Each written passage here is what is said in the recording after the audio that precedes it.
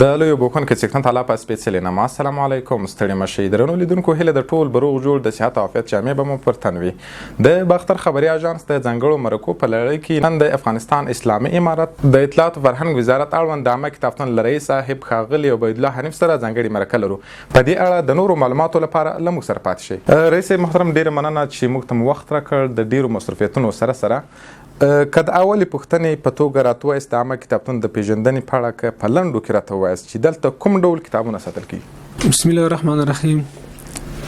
او تاسو درنو لیدونکو ته السلام علیکم ورحمة الله وبرکاته. او تاسو ته ښه راغلاست ولا هر کله راوله. نو د افغانستان عامه کتابتون تقریبا په 1415 کال کې افتتاح شوی ده.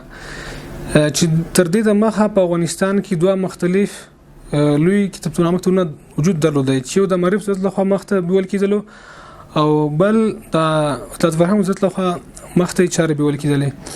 نو په 1415 کال کې د دوه کتابتونونه یو ځای شول د عامه کتابتون په نامه یو کتابتون تر جوړ شول. نو عامه کتابتون الحمدلله په مجموع کې د هر قسم یعنی مختلفو مضامینو کې کتابونه لرو، هم په دینی مضامینو کې هم په عصري مختلفو علومو کې کتابونه لرو.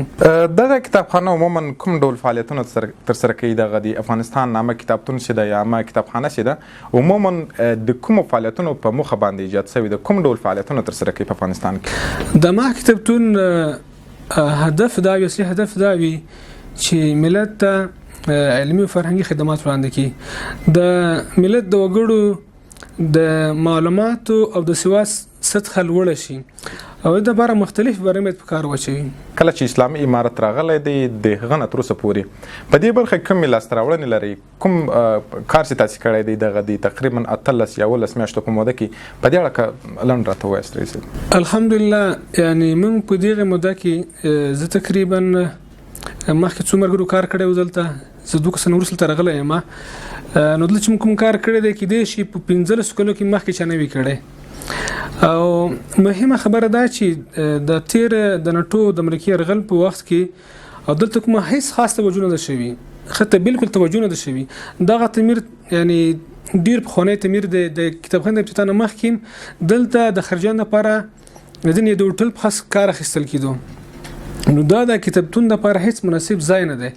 نو دغه تعمیر جوړ شوی دی، نو ورته کوم خاص وسایل اخیستل شوی دي. ډیر که په څه هغه کې وي هیڅ د ډول وړ نه دي.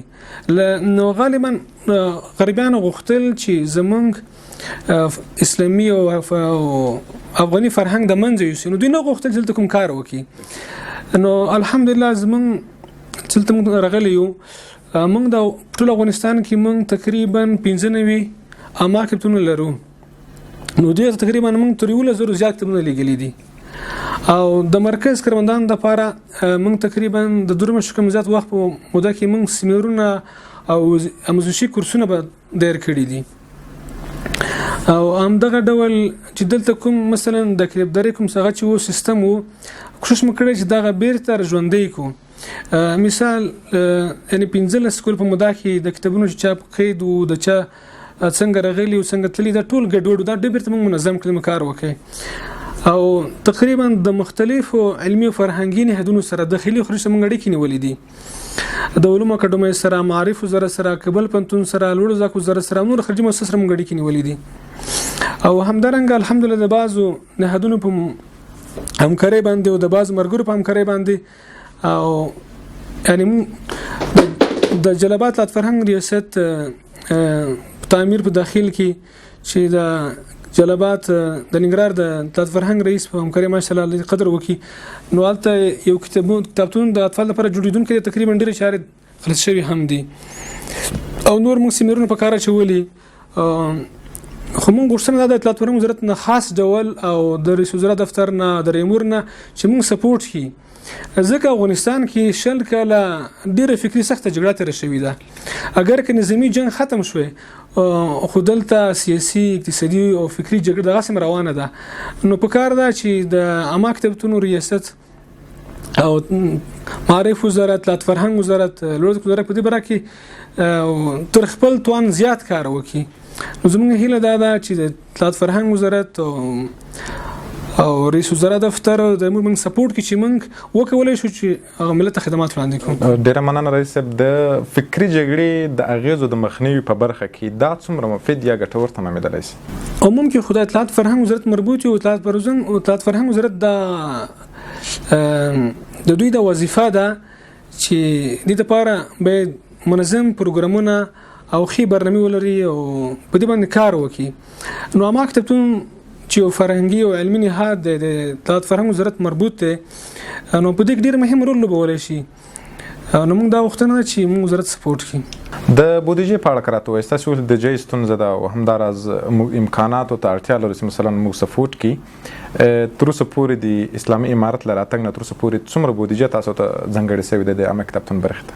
د بودیجې باره کې موږ د کتابونو لپاره درخواست کړی د 100 میلیونو پیسو په اندازه منظور شوي دي د تقریبا چې به د عامه کتابتون ته کتابونه واخیستل شي هم په دیني برخه کې هم په عصري مختلفو کتابونه متواخلو او همدغسې موږ چې څومره عامه کتابونه لرو په ولایتونو کې ولسوالیو کې دوی دپاره د اجناسو ضرورت دی دوی دپاره هم منظوري شوي ده چې هغه شیان څنګه وخت ورته واخلو.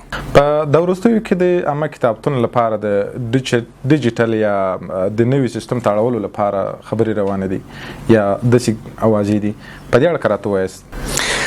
په دې مورد باندې موږ د یو کار رئیس یا څه وخت کار شروع کړی چې مثلا زموږ کتابخانه باید عصري سیستم ته واوړي، ځکه زموږ عامه کتابتون چې د افغانستان په سطح یو لوی علمي نهاد دی نو دا باید عصري سیستم ته واوړي، ډیجیټل شي او کم از کم ډیجیټل شي کتابخانه. نو په دې کې وزارت ډېر همکاري کوي د موږ سره او د ماشینونو د سکینرو اخیستلو باره کې کار تقریبا نهایي شوی دی او په دې کې د وزارت په رهبرۍ باندې د مختلفو دولتونو سره موږ اړیکې نیولې دي او چې په دې برخه کې د ایران هیواد زموږ سره ډېر همکار دی او د سکینرو ماشینونو باره کې موږ سره وعده کړې ده او د عصري علومو مختلف بحثونو کې د کتابونو باره کې موږ سره وعده کړې ده او همدارنګه د زمونږ د مکتب د ریاست د کارمندانو د آموزش او مسلکي روزنو باره کې د موږ سره وعده کړې په داخل د افغانستان کې او د دوی ملته په لګلو باره کې او حتی دوی موږ سره وعده کړې ده چې تقریبا تر 1500 کسانو پورې موږ ته معرفي کې چې د داخل د ایران هیواد کې دوی د کتابدارۍ باره کې د ماسترۍ او دکتورۍ په سطحه زده کړې وکړي او موږ ته دوی نه ډېر زیات منندوی یو. که راته ووایاست د افغانستان په 14 ولایتونو کې د دې عامه کتابتون د ریاست تر چتر لاندې نور څومره امریتونه لري؟ که په دې اړه باندې راته ووایاست نور امریتونه تر دې چتر لاندې فعالیت کوي او په څومره تعداد باندې دي؟ عموما کې په افغانستان کې موږ تقریبا 15 عامه کتابتونونه په مختلفو ولایتونو ولسوالیو کې خو دا چې د اطلاعات فرهنګ وزارت تشکیل داسې دی چې هلته چې کوم مدیریتونه یا مریتونه دي هغه د مغه ولایت د اطلاعات فرهنګ ریاست مربوط وي خو څه نه څه هم زموږ تر اثر لاندې وي، یعنی د عامه کتابتونونو د ریاست لاندې. د دې کتابتون د تاریخي مخینې په اړه که راته ووایئ څومره تاریخي مخینه لري په افغانستان کې؟ خبره مخکې ما یادوري وکړه چې د عامه کتابتون په 1445 کال کې افتتاح شوی ترمنځ شوی دی او په دې کتابتون کې تقریبا بعض غلرو من کلاسیکونه او کتابونه چې عمر د 100 کلونو زیات دی. په آینده کې څه پلان لري د عامه کتابتون لپاره؟ دی یو مهمه مسله د ډیجیټل سیستم ته اړولو د دغه ډیجیټل سیستم ته اړولو لپاره د دغه ګټې څه شي دي د عامه کتابتون د ډیجیټل کېدلو؟ د دې لوی ګټه دا ده چې د افغانستان هر وګړی که په نورستان کې وي او چې د نیټ ولري او که بدخشان کې وي که په هرات کې وي او که پکتیا کې وي کندهار کې وي د افغانستان په هر ځای کې کولی شي د مکتب د سایت نه هغه ځانګړي موضوع ته د لاسرسی ولري او زموږ هدف دا دی چې د عامه کتابتونونو لپاره مرګلي مختلف ملکونو ته ولیږو او وروزل شي ترڅو ښه ګټور خدمات ملت ته وړاندې کړي او تر دې برعکس تقریبا ډېر کورونه هی شوي دي چې نظام نوی منځته راغلی دی او کارونه نوي دي او بل دا چې خارجي اړیکې زموږ د امارت څخه کمزوري دي خو بیا هم بعضې دوه هیوادونه په دې کې ډېر همکاره دي.